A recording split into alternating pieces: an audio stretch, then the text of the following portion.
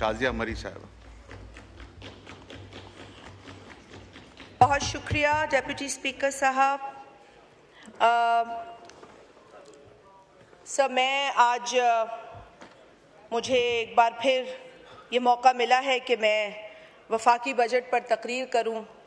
2025-26 का वफाकी बजट पेश किया गया है, लेकिन इससे पहले मैं जो सूरत हाल है दुनिया के अंदर और जिस मुश्किल का सामना पाकिस्तान को हुआ और हमने बड़ी बहादुरी के साथ उसमें अपना किरदार अदा किया, उस पर बात करूंगी। Sir, I would like to condemn the Israeli attack on Iran. ये अनप्रोवोक्ड अटैक जो ईरान पर ज़ायनिस्ट रजीम की तरफ से हुआ, उसकी हम सख्त मजम्मत करते हैं। और साथ ही साथ जो इजराइल की हुकूमत की जानिब से अग्रेशन ईरान के अलावा जो फ़लस्तीनियों पर किया जा रहा है गाज़ा के अंदर, उसकी भी सख्त अल्फाज में मजम्मत करते हैं। The kind of brutalities that we see sir, वो अल्फाज में बयान नहीं की जा सकती। जो बर्बरियत हम इजराइल की तरफ से देख रहे हैं, मासूम निहत्ते बच्चों, ख़वातीन, बुजुर्ग, नौजवानों पर, उसकी जितनी मजम्मत की जाए वो कम है। सर, इसके साथ साथ जो भारत की तरफ से अग्रेशन हमारे ऊपर किया गया, उसकी भी सख्त अल्फाज में मजम्मत करती हुई इस ऐवान पे हमने बात भी की है। उसके ऊपर हम यहाँ पर ईरान के हवाले से भी रेजोल्यूशन लाए थे, भारत के हवाले से भी रेजोल्यूशन लाए थे, और हमने ये साबित किया था कि अगर कभी ऐसा कोई चैलेंज आएगा तो बावजूद तमाम डिफरेंसेस के हम एक कौम बनने की सलाहियत रखते हैं। तो ये एक बहुत ज़रूरी मैसेज इस पार्लियामेंट से गया है और जाना भी चाहिए। हम शुक्रगुजार हैं कि ईरान की पार्लियामेंट ने पाकिस्तान के हवाले से जो तशक्कुर के अल्फाज इस्तेमाल किए हैं, यकीनन वो भी काबिल तहसीन है। सर, इसके साथ साथ ये बात भी कहना ज़रूरी है कि अगर भारत ये समझता है कि वो एक बुली का रोल अदा करता रहेगा खित्ते में, एक रोक स्टेट का रोल अदा करता रहेगा खित्ते में, और इसी गुमान में वो कभी पाकिस्तान की तरफ रुख करते हुए वो अग्रेशन दिखाएगा, तो उसको ये याद होना चाहिए और रखना चाहिए कि पाकिस्तान के पास वो कैपेबिलिटी है जिससे कि वो ये साबित करे कि हम अपने डिफेंस में किसी से कम नहीं। I would like to appreciate the role of our armed forces, the capabilities, the kind of professionalism जो हमारी आर्म्ड फोर्सेस ने दिखाया है, वो भी काबिल तहसीन है। Sir, here I would also like to appreciate जो प्राइम मिनिस्टर साहब का फैसला था कि एक डेलीगेशन जो इंडो पाक कॉन्फ्लिक्ट हुआ है उसके बाद दुनिया में भेजा जाए, ताकि पाकिस्तान जो अमन चाहता है, बावजूद इसके कि हम न्यूक्लियर स्टेट हैं, but we are a very responsible nuclear state. We don't want aggression, we don't want war, we want peace. और ये मैसेज ऑफ पीस लेकर पाकिस्तान से एक डेलीगेशन गया जिसकी सरबराही जनाब बिलावल भुट्टो जरदारी साहब ने की। और मैं समझती हूँ, मैं तो उनकी जमात से ताल्लुक़ रखती हूँ, तो मेरे लिए तो वो मेरे चेयरमैन हैं और मेरा उनकी सलाहियत पर, उनकी लीडरशिप पर मुकम्मल एतमाद है। लेकिन मेरे उस कायद ने, उस लीडर ने जिस तरीके से पाकिस्तान का मुकदमा आलमी फोरम पर रखा, यूनाइटेड नेशंस के सामने पेश किया, वो काबिल तहसीन है और उसकी मैं जितनी तारीफ करूं वो कम है, कतई नज़र इसके कि आप किसी भी पार्टी को बिलोंग करते हैं। बिलावल साहब ने कहीं पर ये नहीं कहा कि मैं पाकिस्तान पीपल्स पार्टी की बात कर रहा हूं, उन्होंने हर जगह ये कहा कि मैं पाकिस्तान की बात कर रहा हूं, पाकिस्तान का मुकदमा लड़ रहा हूं। तो हमें अपने उस नौजवान लीडर की तारीफ करनी चाहिए। अगर आज पाकिस्तान का जिक्र होता है दुनिया में कहीं भी, तो मैं और आप भी ये दिल पे हाथ रख के कह सकते हैं कि आपको ये पूछा जाता है कि आप उस मुल्क से हैं जहां से शहीद जुल्फिकार अली भुट्टो थे, आप उस मुल्क से हैं जहां से शहीद मोहतरमा बेनजीर भुट्टो थी, तो आप क्या कहते हैं? नहीं, हम उस मुल्क से नहीं है, आप फख्र से कहते हैं हम उस मुल्क से थे। तो यहाँ पर भी आपको इस बात की तायीद करनी चाहिए कि अगर आज जनाब बिलावल भुट्टो जरदारी साहब ने नेशनल स्पिरिट में पाकिस्तान के लिए वहां जाकर अब मुकदमा लड़ा है और उस मुकदमे को कामयाबी से लड़ा है, तो इसमें हम सब की कामयाबी है। इस कामयाबी को आप सिर्फ एक जमात तक महदूद ना कीजिए, ये करेंगे तो अपना और इस मुल्क का नुकसान करेंगे। So I would like to appreciate the role of Bilawal Bhutto Zardari sahab and his team कि जिस तरीके से उन्होंने डिप्लोमेटिकली मैसेज दिया है अमन का पूरी दुनिया को। और मैं समझती हूँ कि एक अरसे के बाद दुनिया हमें उस सीरियसनेस से देख रही है जो हम डिजर्व करते हैं। हम डिजर्व तो करते थे क्योंकि एक दिहाई से हम टेररिज्म के खिलाफ लड़ रहे हैं, 90,000 लोग हमारे शहीद हुए हैं, पे दर पे हमले हमारे बच्चों पे हो रहे हैं, मसाजिद पे हो रहे हैं, स्कूल्स पे हो रहे हैं, बाजारों में हो रहे हैं। तो विक्टिम्स तो हम हैं, लेकिन अपना केस जिस तरीके से पेश करना चाहिए वो भी एक सलाहियत है और आपको मानना पड़ेगा कि ये सलाहियत वाकईतन बिलावल साहब में है। उन्होंने हमारा सर फख्र से बुलंद किया है और जब भी जरूरत पड़ेगी, आज नहीं, जब भी जरूरत पड़ेगी, आप देखेंगे कि बिलावल भुट्टो जरदारी पाकिस्तान के लिए फोर फ्रंट पे खड़े रहेंगे। ये हम आपसे वादा करते हैं। इसके साथ उनकी काबिलियत और सलाहियत सबने देखी, यूनाइटेड नेशंस हो, ओआईसी के साथ भी उन्होंने बात की, ओआईसी के फ्रंट पे भी उन्होंने गाजा में होने वाली तमाम ब्रुटैलिटीज़ को कंडेम किया, यूनिटी का मैसेज दिया। और फिर जो भारत अग्रेशन कर रहा है, दिखा रहा है अपने मुल्क के अंदर जो माइनॉरिटीज़ के साथ कर रहा है, और फिर जो मकबूजा जम्मू और कश्मीर के अंदर जो बर्बरियत कर रहा है, उसको भी बेनकाब किया उस फोरम पर। और मैं समझती हूँ कि एक जानिब हमने देखा कि भारत का एक डेलीगेशन था जो यूँ तो 26 लोगों की जो हलाकत थी उसको जवाब बनाकर पहले पाकिस्तान पे हमला करता है और फिर दुनिया में मैसेज देने जाता है। लेकिन हमने उनके डेलीगेशन को मौसीकी में भी मसरूफ देखा, हमने उनको गाना बजाते गाते भी देखा।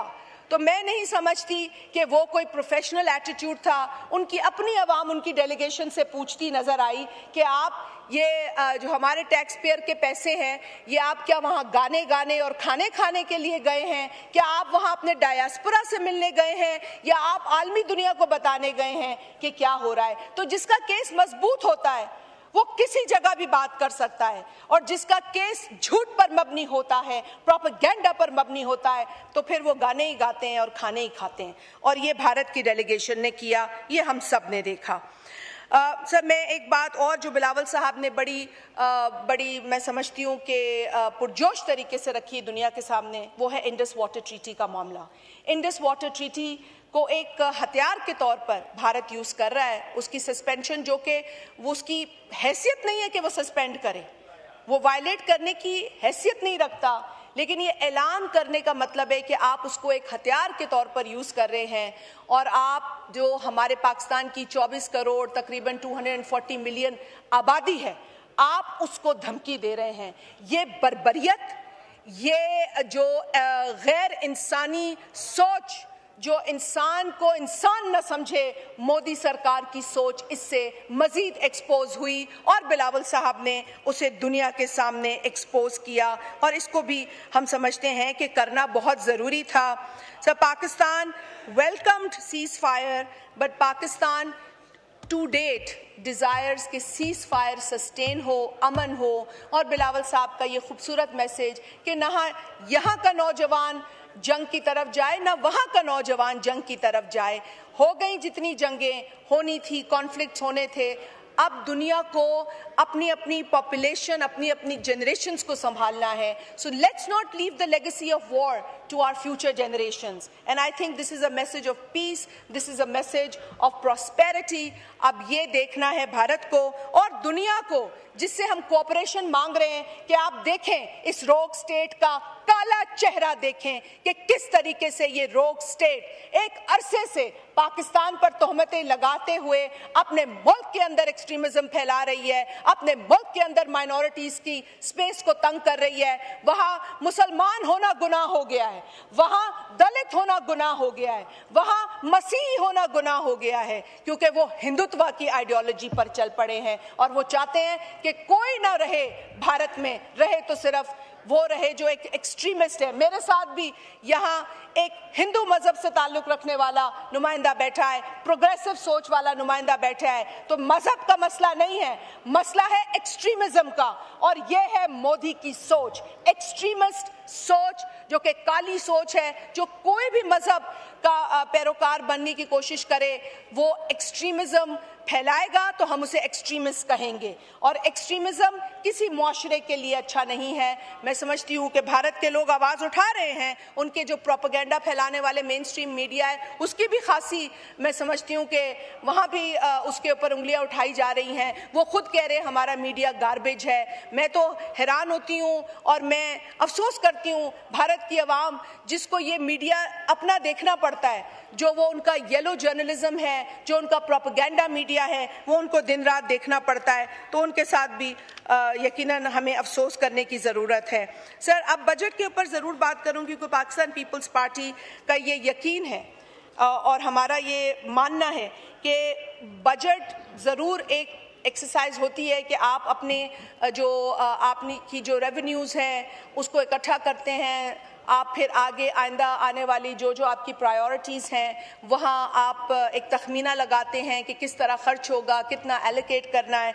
लेकिन हमेशा से पाकिस्तान पीपल्स पार्टी बिलखुसूस बिलावल भुट्टो जरदारी साहब, और जब आसिफ अली जरदारी साहब भी सदर पहले भी थे और अब भी उनके हम जो भी बयानात सुनते हैं तो आवाम की रिलीफ की बात हम करते हैं। We talk about relief to people, to the masses, क्योंकि जो एसेट होता है ना मुल्क का वो होती है कौम, होती है अवाम। इसलिए हम कहते हैं कि ह्यूमन डेवलपमेंट की तरफ जाएं, इन्वेस्ट करें लोगों के ऊपर। और यही बात मेरी बहन अभी थोड़ी देर पहले भी कह रही थी, we must invest in people and we must ensure कि लोगों का एतमाद सिस्टम में रहे और वो मजबूत हो। और यही बात चेयरमैन साहब कहते हैं कि we must strengthen the people both economically and politically. उनको ये टाइम एंड अगेन उन्होंने ये कहा है, इस गवर्नमेंट को भी कहा है, इससे पहले भी जो गवर्नमेंट थी जो आज ऑपोजिशन में है उसको भी कहते थे। वहाँ खड़े थे जरदारी साहब और उन्होंने कहा कि अगर आप एग्रीकल्चर के ऊपर कोई भी मुझसे मदद चाहते हैं तो मैं देने को तैयार हूँ, क्योंकि उनके दौरे हुकूमत में सिंध के अंदर वीट सरप्लस था and for the first time we were able to export wheat. मतलब हम इतना अच्छा एग्रीकल्चर का अपना जो ग्राफ है वो कर सकते हैं, पोटेंशियल है हमारे अंदर, सिर्फ विलिंगनेस, सिर्फ नियत की ज़रूरत है। तो ये चीज़ें हमारी तरफ से हमेशा स्मॉल फार्मर्स हो, मज़दूर हो, मज़दूर को फाइनेंशियल सिक्योरिटी देने की बात हो, हमारी लीडरशिप ये करती रही है। और बजट के अंदर जब मैं बजट को देखती हूँ तो जिस तरह की एलिगेशंस डिफरेंट सेक्टर्स में रखी गई हैं उससे ये समझ नहीं आती कि क्या आपको ये नहीं समझ आती कि पहले पाकिस्तान की आवाम को मजबूत करना है और फिर इनसे आपने वो टैक्स लेने हैं जिसके आप ख्वाहिशमंद हैं। आप एक पहले ही कुचली हुई आवाम जो पहले ही महंगाई को फेस कर रही है, और हद तो ये है कि इस हुकूमत ने इस बजट के अंदर मिनिमम वेज भी अनाउंस नहीं की है। आप मिनिमम वेज अनाउंस नहीं करते हैं, ये पीनट्स के बराबर परसेंटेजेस बढ़ा देते हैं तनख्वाहों के अंदर कि जाओ ले लो तुम 8%, जाओ ले लो तुम 10%। भाई आप एहसान नहीं कर रहे हैं लोगों के ऊपर। लोग आप इस सिस्टम का हिस्सा है, आप लोगों को इस सिस्टम का हिस्सा रहने दें। आप जब इस तरीके से करते हैं तो फिर वो मुलाजमीन बाहर आ जाते हैं, फिर वो मुलाजमीन जब अपनी जायज डिमांड्स लेके बाहर आते हैं तो फिर आप सारे रास्ते ब्लॉक कर देते हैं। एमएनएस को भी यहाँ आने में दुश्वारी होती है क्योंकि आपको मुलाजमीन को फेस नहीं करना होता। आप पहले ही उनकी तकलीफ का एहसास करें, अंदाजा करें। क्यों पाकिस्तान पीपल्स पार्टी ने अपने दौरे हुकूमत में डिप्टी स्पीकर साहब, चूंकि जिसके आप भी गवाह हैं कि पूरी दुनिया में एक इकोनॉमिक जो है रिसेशन था, एक ग्लोबल चैलेंज था, लेकिन उस वक्त भी पीपल्स पार्टी की हुकूमत ने 135% से लेकर 150% इजाफा किया था तनख्वाहों में। ये सब मुलाजमीन को पता है। अगर वो इजाफा पीपल्स पार्टी ना करती तो आज ये 10% की रेवड़ियां जो आप बांट रहे हैं ना मुलाजमीन में, वो काफी ना होती। आप ये सोचें, अगर वो इजाफा ना होता तो मैं इसलिए नहीं कह रही कि मैं पीपल्स पार्टी से हूं। भाई एक हुकूमत ने अच्छा काम किया है, वैसा काम नहीं कर सकते, कम से कम थोड़ा तो ऐसा काम करके दिखाओ कि मुलाजमीन आपको याद रखें, क्योंकि आज भी वो पीपल्स पार्टी को याद करते हैं। आज भी दुआ करते हैं कि पीपल्स पार्टी जैसे ही लोग हों जो हमें इंसान समझे, हमारी तकलीफ को समझे और महंगाई की हकीकत को समझे। सर ये इजाफा नहीं देखा, मैंने कहा मिनिमम वेज का भी ये हाल है। सर फाइनेंस मिनिस्टर साहब ने जो तकरीर की, मुझे हैरत हुई कि वो इत्तेहादियों की बात तो कर रहे थे, लेकिन सिवाय बिलावल भुट्टो जरदारी साहब के उन्होंने जो बाकी नाम लिए वो सब कैबिनेट का हिस्सा हैं। तो बिलावल भुट्टो जरदारी साहब का जिक्र जब आप करें तो कैबिनेट के मेंबर्स के साथ ना करें, क्योंकि वो काबीना में नहीं है। ना हमने आपका बजट देखा, ना हम उस कैबिनेट में था जो अप्रूव हुआ, ना आपकी पॉलिसीज में आपके साथ हम बैठे। लेकिन हैरत इस बात पर हुई कि यहाँ 2 बजट पेश हो गए। मेरे भाई ने कल जिक्र भी किया और मैं भी ये जिक्र करना चाहती थी कि यहाँ 2 बजट पेश हो गए। जो लोग कैबिनेट में बैठे वो भी बजट का एक दस्तावेज लेके हमें देने लगे। अब मुझे समझ में नहीं आती, वो बैठा है हमारा पार्लिमानी सेक्रेटरी जवाब देते हैं हमेशा, वो भी हंस रहे हैं कि 2 बजट कैसे हो सकते हैं। या तो हम माने कि जो हमें फाइनेंस मिनिस्टर ने बजट दिया है या फिर हमें जो दीगर कैबिनेट के मेंबर्स ने बजट दिया है, मतलब हुकूमत खुद डिवाइडेड है इस बजट के ऊपर। So we really don't understand. हम ओन करें या ना करें ये तो दूसरी कहानी है। और वो अपोजिशन की तनकीद तो मैं बाद में उनको जवाब दूंगी कि भाई supporting the government does not mean that we are part of the budget, but yes हम इंतशार नहीं फैलाएंगे, हम बिला वजह जो है वो मुल्क के अंदर अफरा तफरी नहीं मचाएंगे। क्योंकि आपने देख लिया ना कि इत्तेहाद से ही कामयाबी हासिल हुई है, इसी इत्तेहाद को बरकरार रखने की जरूरत है। लाइए तजावीज पेश कीजिए, इनको दिखाइए आपने कौन सी तजावीज पेश की हैं अब तक। कल भी मैंने सुना है कि यहाँ पर एक फजूल तकरीर हुई है। मैं तो फजूल कहूंगी ऐसी तकारीर को। अगर माहौल आपने बजट के ऊपर फोकस रखना है और पाकिस्तान के अंदर होने वाली जो मसाइल हैं उन पर डिस्कस करना है, सो बिस्मिल्लाह आप करें इस हुकूमत पे तनकीद। लेकिन आप फिर जब आप जिस तरीके की जबान इस्तेमाल करेंगे, आप ये ना समझे कि हम वो जबान इस्तेमाल नहीं कर सकते। हम सिर्फ अपनी सियासी शऊर का मुजाहरा करते हैं। ये हमारा सियासी शऊर है। हमारे चेयरमैन ने कभी हमें नहीं कहा कि गाली दो तो थप्पी मिलेगी। हमारे चेयरमैन ने कभी ये नहीं कहा बड़ी गाली दो तो बड़ी थप्पी मिलेगी, ये कभी नहीं कहा। बल्कि हमारे चेयरमैन ने फॉर द रिकॉर्ड जब कभी ऐसा मसला हुआ जहां हमारे किसी मेंबर ने ऐसी बात की जो अच्छी नहीं थी, जो इखलाकी तौर पे मुनासिब नहीं थी, उन्हें बाकायदा कॉल आती है कि इस तरह बिहेव ना करो। सो ये होता है सियासी शऊर, ये होता है विजन, ये होती है आइडियोलॉजी। जिनके पास ये विजन नहीं है, आइडियोलॉजी नहीं है, वो कल्ट के पीछे चलते हैं। और कल्ट में गालम गलोच जो है वो एक फैशन है। और ये पहले भी कल्ट थे। वो एक शख्स अब लंदन में बैठा है जो कल्ट यहाँ पे चलाया करता था और इंतशार फैलाता था पाकिस्तान के अंदर। सो ये कल्ट हमें ना बताया करे कि क्या करना है और क्या होना चाहिए पाकिस्तान के अंदर। सर बात यह है कि पीपल्स पार्टी मैं एक बात ऑन रिकॉर्ड रखना चाहती हूँ कि इस बजट के अंदर जो 18% सोलर पैनल्स के ऊपर टैक्स रखा गया है, पीपल्स पार्टी उसे सपोर्ट नहीं करेगी। And this is very clear. और इसकी वजह यह भी है कि ये इस हुकूमत की ये डबल पॉलिसी है। पहले प्राइम मिनिस्टर साहब कहते हैं कि जी solar is the name of the game, या correct me if I am wrong. कोई भी नून से खड़ा होकर कह दे कि कभी भी प्राइम मिनिस्टर साहब ने सोलर को डिस्करेज किया हो। जब वो स्टेटमेंट के अंदर सोलर को इनकरेज करते हैं तो क्या वजह है कि फाइनेंस मिनिस्टर 18% टैक्स लगा देते हैं सोलर के ऊपर? क्या वजह है? आपको अंदाजा होना चाहिए कि इस मुल्क के अंदर यूटिलिटी बिल्स कितने ज्यादा हैं। क्या आप लोगों को अंदाजा नहीं? आप लोगों को पिंच फील होती है बतौर members of the national assembly? नहीं होती तो आप बता दें, आप कहें नहीं तो bills are nothing. But if the bills are something for you, then imagine what the bills are for these people standing here. वो यूटिलिटी बिल्स, महंगी बिजली, फिर डीजल पे आपने कार्बन लेवी लगा दिया 2.5% रुपीस का। चलें आप डिस्करेज कर रहे हैं, वहां पर आप कंजर्वेशन को प्रमोट कर रहे हैं, ग्रीन एनर्जी को इनकरेज उस इकदाम से कर रहे हैं, लेकिन इस इकदाम से आप ग्रीन एनर्जी को इनकरेज नहीं कर रहे, आप कॉन्ट्रडिक्ट कर रहे हैं अपनी नेशनल जो क्लाइमेट चेंज पॉलिसी है उसको, और जो इंटरनेशनल एग्रीमेंट्स आपने कन्वेंशंस ये वो साइन करके आते हैं दुनिया से बाहर, उसको आप वायलेट कर रहे हैं और डिसरिगार्ड कर रहे हैं। सो इट्स वेरी क्लियर, ये कोई रॉकेट साइंस नहीं है and we will not support this. हमें क्लाइमेट चेंज की हकीकत का पता है। Pakistan is one of the most vulnerable countries when it comes to climate change. हमारी कंट्रीब्यूशन हर तरह से ज्यादा होती है, लेकिन हमें जो हार्म बर्दाश्त करना पड़ता है उन लोगों का, उन कंट्रीब्यूटर्स का जो माहौल खराब कर रहे हैं वो सबसे बड़ा होता है। हार्डली 1% हम कंट्रीब्यूट कर रहे हैं towards the degradation of what's happening in the world, but look at how we are being treated.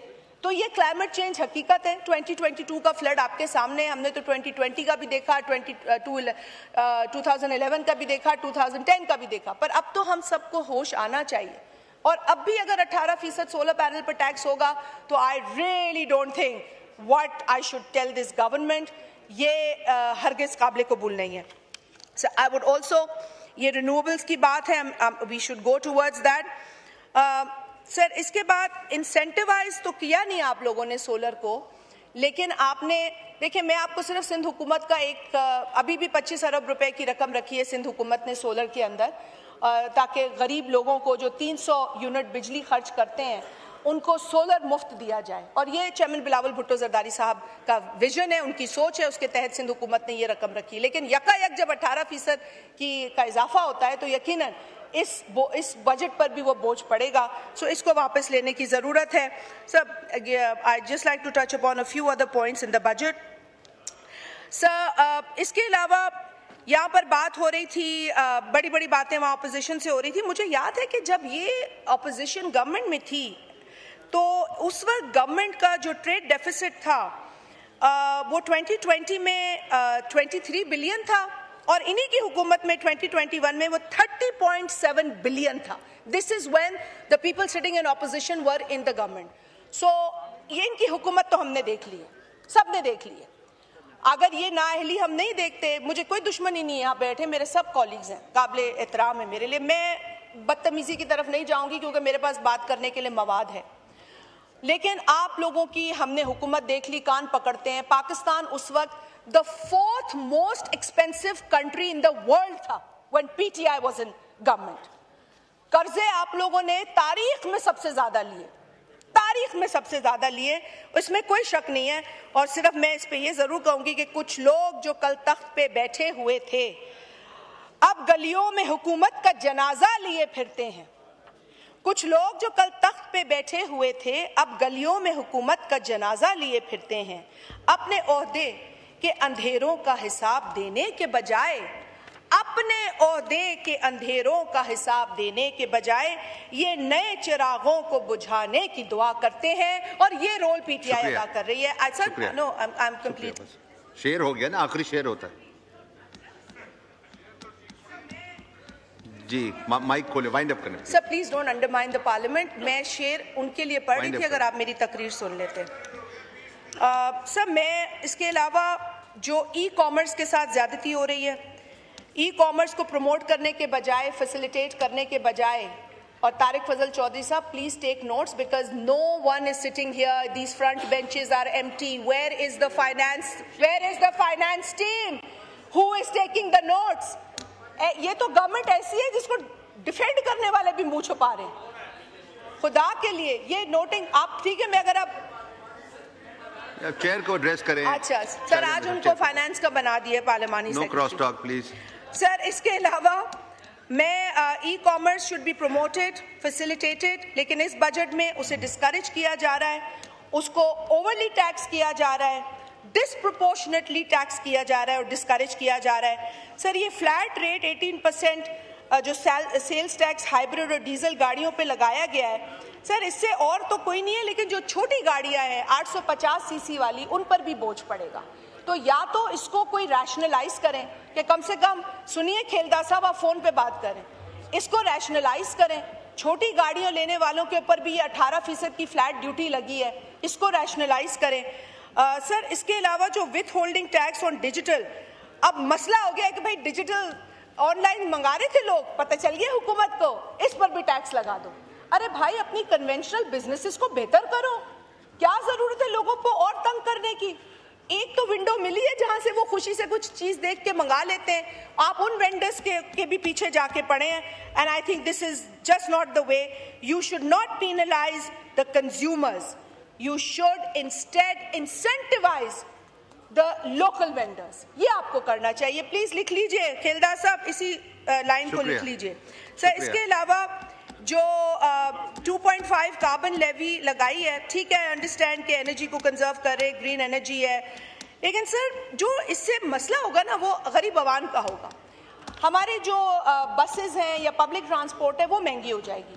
तो अगर हुकूमत साथ ही साथ कोई उनको रिलीफ दे दे, कोई इस तरह की सब्सिडी उनके लिए दे दे, तो आई थिंक दैट। अच्छा सर मैं अब शुक्रिया बस प्लीज, बहुत हो गया, इतना किसी को आखिरी चीज बोले, आखिरी चीज, आखिरी। एग्रीकल्चर पे बात कर रही हैं, एग्रीकल्चर पे बात कर रही हैं।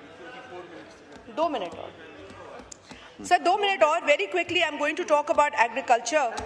सर इधर भी कहा गया है, एंड सर ये जो कहा जाता है ना तकरीरों में, ये बराए नाम कहा जाता है, ये सिर्फ ड्रामा। ये जब पहले होता था कि क्या कहते थे, नंबर्स का गोरख धंधा है, अब मुझे लगता है अल्फाज का भी गोरख धंधा है। तो बड़ा ब्यूटिफुली हमें ये प्रायोरिटी। आई वॉन्ट टू से टू मच, मैं अनपार्लियामेंट्री जबान यूज नहीं करना चाहती।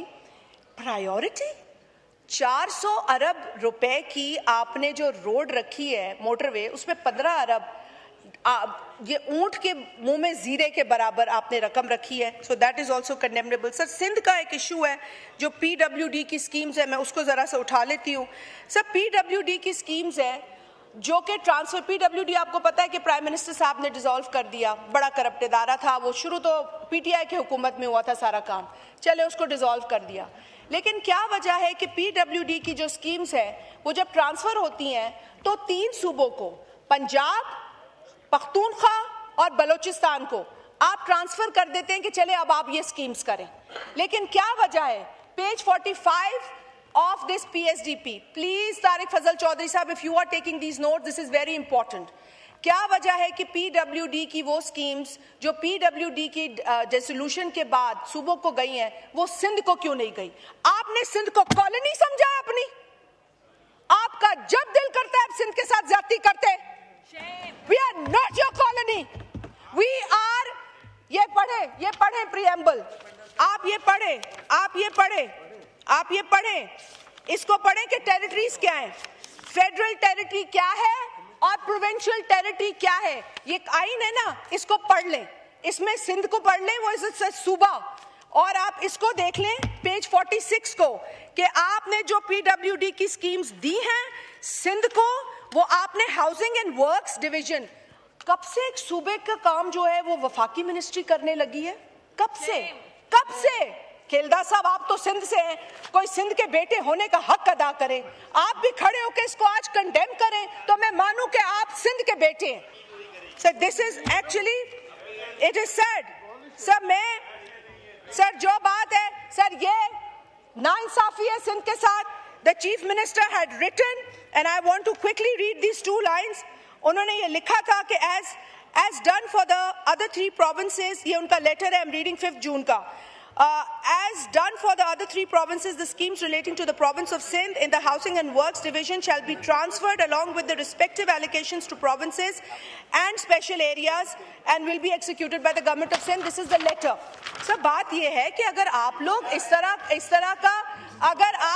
का प्लीज आप सब मुझे इंटरप्ट ना किया जाए, मैंने किसी को इंटरप्ट नहीं किया है। कराची किसी के बाप की जागीर नहीं है, वो सिंध का है, वो सिंध का शहर है, वो किसी की जागीर नहीं है। हमें कराची, तशरीफ रखें, नो क्रॉस टॉक, अब चेयर को एड्रेस करें। शाजिया मरीज साहबा, ये हो गया ना सर, हमें कराची सिंध से अलग नहीं करना, आप अपनी तकरीर में जवाब दीजिए। देंगे। कराची सिंध का है और सिंध का रहेगा, और हम ये नहीं होने देंगे। अगर आप चाहते हैं कि इस मुल्क में माहौल सही रहे तो एक सूबे को इस तरह हर्ट ना करें, हमें हर्ट। शुक्रिया। कराची किसी के बाप का नहीं है, वो सिंध का है और वो सिंध का रहेगा इंशाअल्लाह ताला।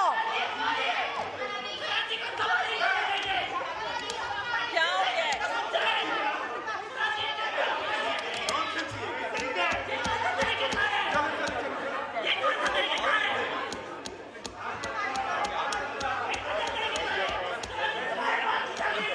शाजिया मरीज साहबा वाइंड अप करें।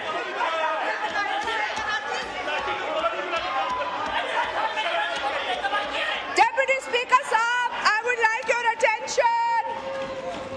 Deputy Speaker साहब, बात ये है सर, मैंने किसी का नाम तो नहीं लिया, मैंने तो सिर्फ ये कहा कि जब आप लाहौर, फैसलाबाद, सियालकोट और गुजरांवाला को पंजाब से अलग नहीं करते तो आप कराची, मीरपुर खास, हैदराबाद को सिंध से अलग क्यों कर रहे हैं? ये हमारे शहर है, ये हमारा सूबा है, सूबों के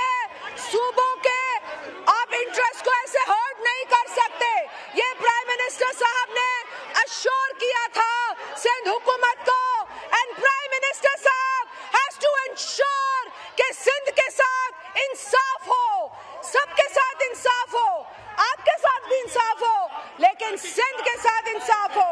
ये बहुत गलत प्रेसिडेंस है, आप सिंध के साथ ये नहीं कर सकते। You can't do this to Sindh. Sir इसके अलावा मैं इसके अलावा K4 के ऊपर बात करूंगी। K4 के ऊपर वफाकी हुकूमत हैज बीन वेरी इररिस्पॉन्सिबल।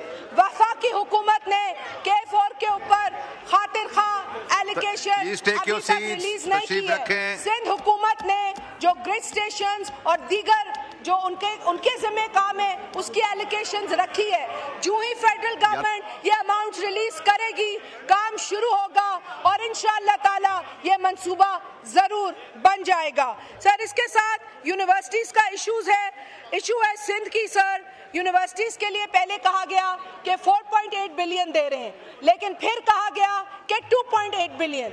एक मीटिंग में 4.8 बिलियन के ऊपर जो है वो अप्रूवल आता है, दूसरी मीटिंग में 2.8 बिलियन। सो वी वांट कि 4 बिलियन तक ये रकम हो और सिंध की यूनिवर्सिटीज को जो अमाउंट है वो रिस्टोर हो। सर मैं पंजाब पे बात करूंगी। पंजाब के अंदर भी जो जिस तरीके से पॉलिटिकल स्पेस मिलनी चाहिए वो नहीं दी जा रही है, और खास तौर पे वसेब के अंदर जो ज्यादती हो रही है सर, वहाँ की यूनिवर्सिटीज को भी सही एलोकेशंस नहीं है, वहाँ के रोड्स को भी सही एलोकेशन नहीं है। तो क्या वसेब पंजाब का हिस्सा नहीं है? क्या वसेब के लोग पढ़ाई और लिखाई से उनका कोई ताल्लुक नहीं है? तशरीफ रखें, के लोगों का मेंबरान से गुजारिश है आप तशरीफ रखें। तालीम हासिल वाइंड अप करें शाहजहां मरी साहबा। पंजाब की हुकूमत वसेब के साथ शुक्रिया। तशरीफ रखें। ऑनरेबल मेंबरान से गुजारिश है तशरीफ रखें। वो आप चीफ विप से हैं, वो डिसाइड करते हैं भैया। जी वाइंड अप करें ना please. You have 30 second Shahjahan मरी साहबा प्लीज। ही पढ़ा भी सही।